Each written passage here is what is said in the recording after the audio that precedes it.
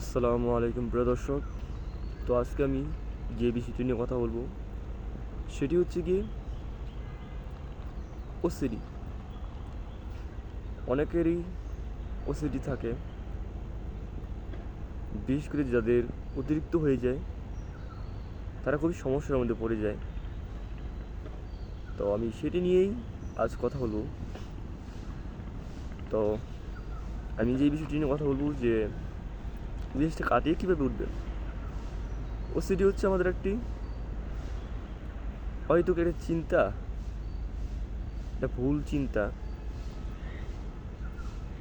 তো অনেকের মধ্যে দেখা যায় যে ঘরের তালা কয়েকবার লাগাই, 3-4 বার লাগিয়ে ফেলে, দরজা জানালা 3-4 বার লাগিয়ে ফেলে, তারপর তারা ভাবে ঠিক মতো তালাটা লাগিয়েছি না, লেগেছে কিনা, বা জানালাটা ঠিক মতো লেগেছে কিনা।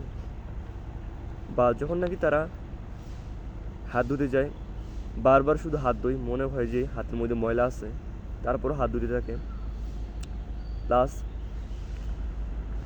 কারেন্টের সুইচ বা বাতি অন হয়েছে কিনা বা অফ হয়েছে কিনা, প্লাস আপনার ট্যাপের মধ্যে যে পানি অফ করে দিয়ে এসে যখন বাইরে চলে আসে ওয়াশরুম থেকে, তখন তার মাটা তার মধ্যে খিটখিটে হয় যে আমি পানির ট্যাপ কি অফ করেছি নাকি অন করিনি।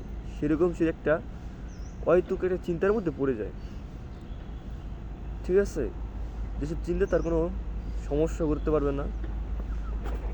আর এসব চিন্তা আমি বুঝিয়ে দেব যে কীভাবে আপনার এই চিন্তা থেকে বা অস্থিতি থেকে একটু হলো রিকভার হবেন বা সুস্থ হবেন। দেখেন, আমিও এই ওসিডির রুগী ছিলাম, অ্যাংজাইটি রুগীও ছিলাম।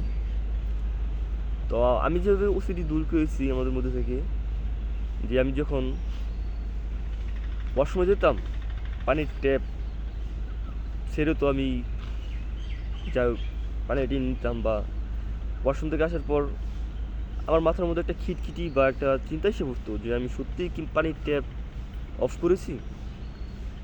তো এরকম চিন্তা, তা আমি নিজেকে এরকমভাবে বোঝ দিয়েছি, এগুলোকে ইগনোর করেছি, বিদায় আমি আজ সুস্থ হয়েছি ওসিডি থেকেও। যে পানির ট্যাপ যদি আমি অন করে রাখি, আমি জানি যে এটা আমি অফ করে রাখছি, কিন্তু আমার চিন্তা আমাকে বলতেছে যে তুই অফ করছিস। আর যদি অন থাকেই তো থাক, আমি একটু একটু অন করছি, পুরো ট্যাঙ্কের পানি পুড়ে যাবে, আমার কোনো ক্ষতি হবো না। ঠিক আছে, যদি আমি বারবার গিয়ে চেক করতাম তাহলে আমার ওসিডি আরও বাইরে যেত। প্লাস লাইটের কথা আর কি, বিদ্যুতের লাইট। তো আমি লাইট, ওই রুমের লাইট দিয়ে অফ করছি, অফ করা এই রুমে আসছিলাম শোয়ার জন্য। তো পরবর্তীতে আমার মাথার মধ্যে খিটখিট করতো, আর আমি তখন লাইটটা অফ করিনি। বা ওয়াশরুমের লাইট যেটা আর কি, সবচেয়ে বেশি ওয়াশরুমের লাইটটা আমার বিরক্ত করতো ওই চিন্তাটা।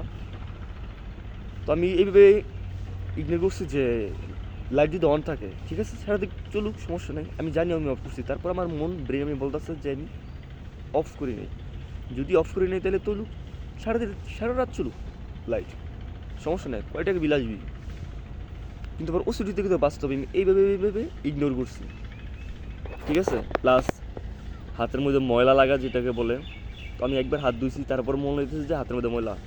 তো আমি জানি একবার হাত ধুইলে ময়লা চলে যায়, কিন্তু আমার ওসিডির কারণে এগুলো হইতেছে।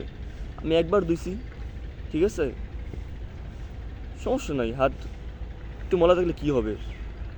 আর আমি তো হাত ধুইছি, কিন্তু আমার ব্রেন বলতে আছে আমার হাতে ময়লা আছে। তো আমি ওইভাবে জিনিসটা আমি পজিটিভ দিছি, বিদায় ওসিডি থেকে আমি সুস্থ হয়েছি। আবার তালা যেটা আর কি, ঘরের তালা, তো ওইটা দেখা যায় অনেকে 3-4 বার লাগিয়ে ফেলে, তারপর বলে যে সত্যি সত্যি লাগিয়েছি কিনা চেক করি। তো আমিও আগে এইগুলো নিয়ে মাথার মধ্যে যে আমি একটা ওষুধের মধ্যে আছি, আমি একটা কাজ করছি কিন্তু ওটা পুরোপুরি সম্পূর্ণ হয় নাই, এরকম টেনশন আসবেই সব। হাইস্ট গেলে 1 বার বা 2 বার চেক করছি, পরবর্তীতে বুঝাইছি যে আমি 2 বার চেক করছি, আর চেক করবো না, এটা আমার ওষুধের জন্য হচ্ছে। তো পরবর্তী দিন গিয়ে দেখলাম হ্যাঁ, সকালবেলা উঠা আমি গেটের তালা লাগাইছি, কিন্তু আমার ব্রেন আমাকে ধোকা দিতেছে।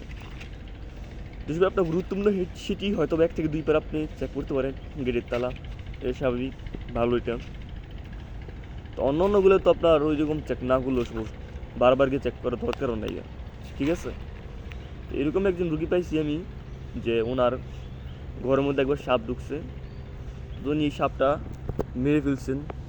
এরপর থেকে ওনার চিন্তা হইতে থাকে যে হয়তো বা আজকেও ঘরের মধ্যে সাপ আসছে বা সে সাপ এখন আরও আছে অনেকগুলো আমাকে কামড়াবে, এরকম এরকম নেগেটিভ টেনশন ওনার আসতো। তো আমি ওনাকে বলছি যে সাপ একটা আসছে, ওটাই মেরে ফেলছে। আর সাপ যদি ওরকম অহরহ থাকতো তাহলে তো আপনার সারা জীবনের মধ্যে সারা জীবন সারা রাইতে আপনি মারতেন সাপ ঘরের মধ্যে। সাপ একটা ছিল, একটি মেরে ফেলছেন, আর সাপ নাই। এটা আপনার ওসিডির জন্য হইতেছে এরকম অতিরিক্ত চিন্তা। তো এইভাবে এইভাবে বুঝতেছি। আর অনেক ধরনের সুন্দর সুন্দর কলা কৌশল আছে ওসিডি থেকে মুক্তি পাওয়ার জন্য, সেগুলো নিয়ে আমি কথা বলবো। তো আজকে চলে এই ওসিডি নিয়ে, আশা করি একটু হলে আপনারা বুঝতে পারছেন। আর যত পারবেন ওসিডিকে ইগনোর করার চেষ্টা করবেন। এর থেকে রেহাই পাওয়ার জন্য 1 নাম্বার মাধ্যম হচ্ছে গিয়ে এগুলো ইগনোর করা। আপনি একটু একটু করে ইগনোর করবেন, আপনার মধ্যে থেকে ওসিডি একটু একটু করে কেটে যাবে। আপনি বুঝতে পারবেন জিনিসগুলো কতটা ভালো ফলাফল করে। তো সবাই ভালো থাকবেন, সুস্থ থাকবেন, দেখা হবে নেক্সট কোনো ভিডিওতে। আল্লাহ হাফিজ।